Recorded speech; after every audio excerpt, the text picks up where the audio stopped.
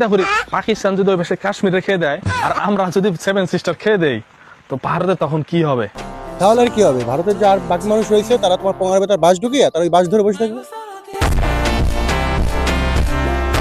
মানে এর জন্যই পরে মুসলমানের মোল্লারা যতই শিক্ষিত হোক না কেন, যদি মাদ্রাসা পড়ে থাকে সে শালা অশিক্ষিতই হয়।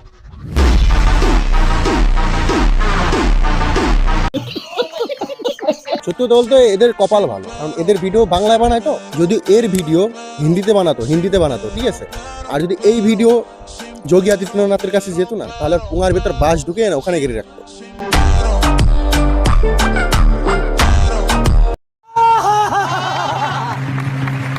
কপাল ভালো, শুধু বাংলায় বানায়, এর জন্য বাংলার লোক দেখে, বাংলার গুতা খেয়ে ওরা শান্ত থাকে। আর যদি হিন্দিতে বানাইতো তাহলে তো বোঝো কি হইতো কাহিনী এদের।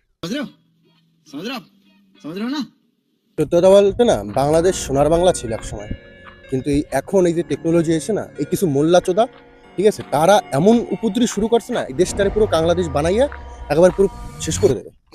ঠিক আছে, এই যে দেশে যে সরকারটা যদি একটু ঠিক হতো না, তাহলে এইসব যে কাংলা চোদা রয়েছে কিছু মোল্লা চোদা, যারা এখানে এই আলবাল ছাল ভিডিও বানাই বেড়ায়, ইন্ডিয়া এ বাল ছাল বাঞ্চদ, ইন্ডিয়া সবকিছু বন্ধ করে দিলে তোর পুটকি ভেতর রক্ত বের হয়ে যাবে।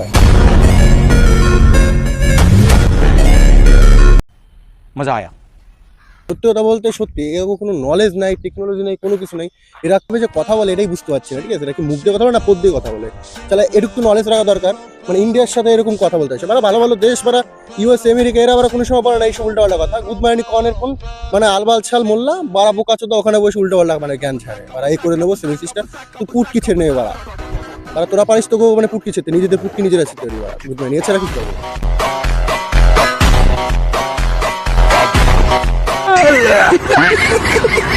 মানে এই মোল্লার এডুক সেন্স নাই যে বারা যদি ইন্ডিয়া যদি বাংলাদেশের উপর অ্যাটাক করে কতদিন লাগবে? হার্ডলি গেলে একদিন না, বারা 1 সেকেন্ডের কাজ, একটা মানে ফেলে দেবে শ্বাস, খেলা খতম।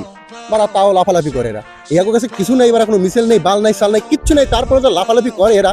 তাই ভাবি বারা ইয়াগো যদি একটা মিছিল থাকতো তাহলে এরা কি করতো, কি শিখতে পারতো এরা? বাবা শালা ইয়াগো মুখের গুলিতে মনে মরে যাবে মানুষ, এরকম ভাবতাম।